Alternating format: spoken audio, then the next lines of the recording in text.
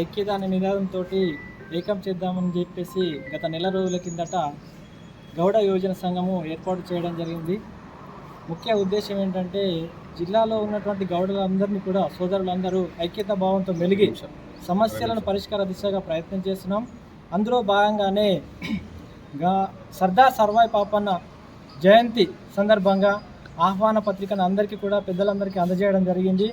ఈ యొక్క జయంతిని 17వ తేదీ ఆదివారం ఉదయం 11 గంటలకు తిరుమల ఫంక్షన్ హాల్లో నిర్వహించడం జరుగుతుంది. కావున నిజామాబాద్ జిల్లా వ్యాప్తంగా ఉన్నటువంటి గౌడ రాజకీయ బంధువులు, అలాగే విద్యావంతులు, అలాగే యువకులు అందరూ కూడా ప్రత్యక్షంగా పాల్గొని సర్దార్ సర్వాయి పాపన్న 375వ జయంతి ఉత్సవాలను ఘనంగా జరుపుకొని విజయవంతం చేయవలసిందిగా గౌడ సోదరులందరినీ ప్రత్యేకంగా ఆహ్వానంగా ఈరోజు పిలుస్తూ వాళ్ళందరినీ కూడా ప్రత్యేకంగా రావాలని కోరుకుంటూ మా యొక్క ఆహ్వానాన్ని అందజేస్తున్నాము. ఆడు అందని వారు ఇంకెవరైనా ఉంటే ఈ యొక్క అంటే ప్రత్యేకంగా కుల సంఘాలకు కూడా ఆహ్వానాన్ని అందజేయడం జరిగింది. ఇంకెవరికైనా అందని ఎడల ఇదే మా ఆహ్వానంగా భావించి అందరూ వచ్చి స్వచ్ఛందంగా ముందుకు వచ్చి ఆ యొక్క జయంతిని విజయవంతంగా సక్సెస్ఫుల్గా చేయాలని మా యొక్క జిల్లా గౌడ యువజన సంఘం తరఫున ప్రత్యేకంగా ఆహ్వానిస్తున్నాం. 375 జయంతి ఉత్సవాల్లో భాగంగా ఈ నెల 17వ తేదీన తిరుమల ఫంక్షన్ హాల్ పెరిగిట్లో గౌడుల ఐక్యత అనే పేరుతో ఒక ఆత్మీయ సమ్మేళనం నిర్వహిస్తున్నాము.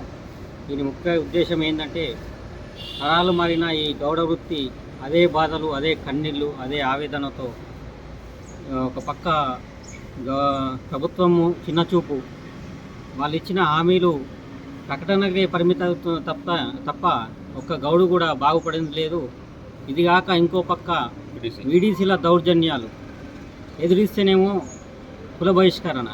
ఇందులో భాగంగానే మొన్ననే జరిగిన తాళారాంపూర్ విషయంలో వాళ్ళు గత 2-3 సంవత్సరాలు పోరాటం చేసి వాళ్ళకు మద్దతుగా మొన్న ర్యాలీ నిర్వహిస్తే కూడా అందులో ముఖ్య పాత్ర పోషించిన ఈ గౌడ యువసేన పోషించి దాని ఫలితంగా ఈరోజు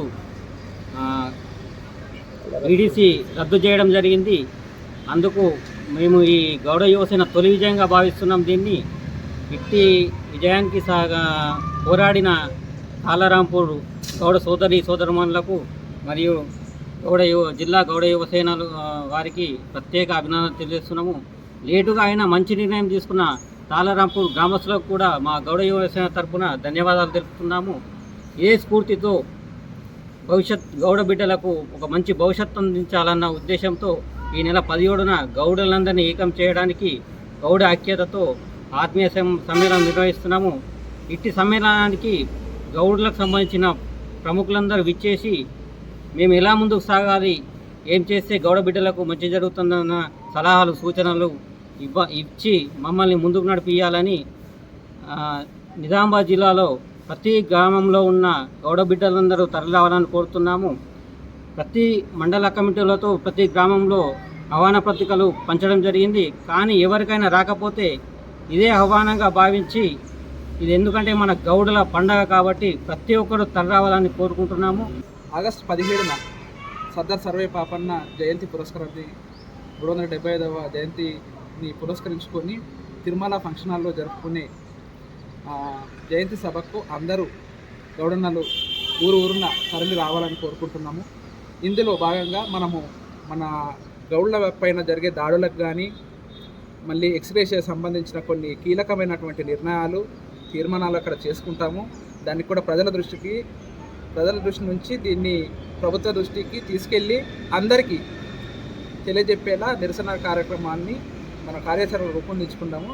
దయచేసి అందరూ ఈ కార్యక్రమానికి విచ్చేయాలి.